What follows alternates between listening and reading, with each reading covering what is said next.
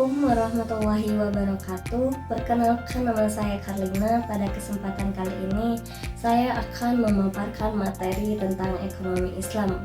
Materi ini sangat penting untuk kita pahami bersama karena ekonomi Islam bukan hanya sekadar alternatif, tetapi juga bisa menjadi solusi, bahkan kewajiban bagi umat Islam dalam menjalankan aktivitas sesuai dengan syariat.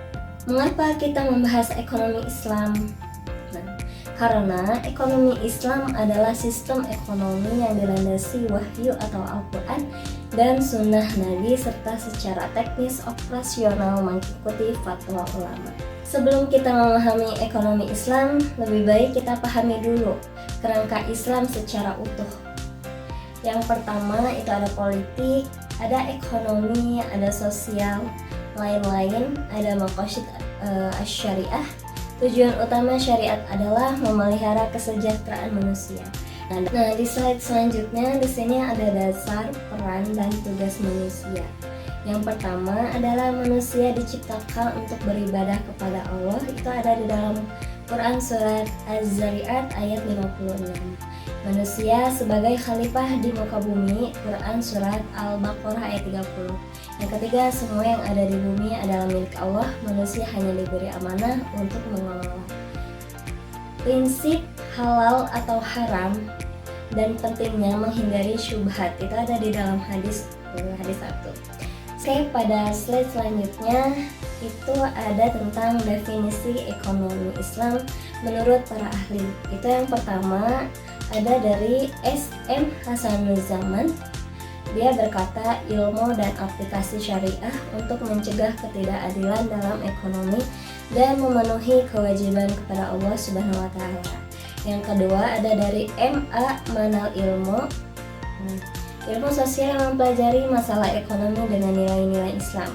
Yang ketiga dari Khursyid Ahmad. Dia mengatakan upaya sistematis memahami masalah ekonomi dan perilaku manusia dari sudut pandang Islam. Slide selanjutnya ada sistematika nilai Islam, ekonomi Islam.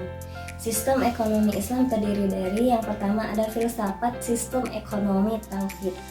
Yang kedua nilai-nilai dasar, itu ada kepemilikan, keseimbangan, keadilan. Terus yang kedua ada nilai-nilai instrumental, ada zakat, larangan riba, kerjasama ekonomi, jaminan sosial. Nah, selanjutnya ada nilai dasar sistem ekonomi Islam.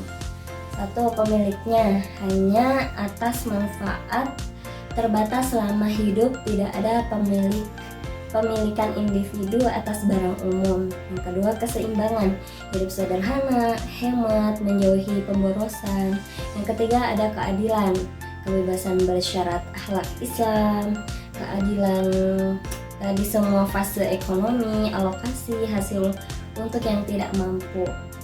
Ekonomi Islam bukan sekadar alternatif, tetapi solusi yang berkomprehensif dan integral sesuai wahyu dan sunnah, mengedepankan keadilan, keseimbangan, dan keberkahan dalam setiap aktivitas ekonomi. Harapannya setelah memahami materi ini, peserta dapat menerapkan prinsip ekonomi Islam dalam kehidupan sehari-hari. Baik, demikianlah presentasi yang telah kita sampaikan hari ini. Semoga materi saya sampaikan dapat memberikan manfaat dan inspirasi bagi kita semua. Terima kasih atas perhatiannya dan berpartisipasinya. Jika ada pertanyaan atau diskusi lebih lanjut, silahkan tulis di kolom komentar. Jangan lupa like, subscribe channel ini untuk konten-konten menarik lainnya. Sampai jumpa di video berikutnya.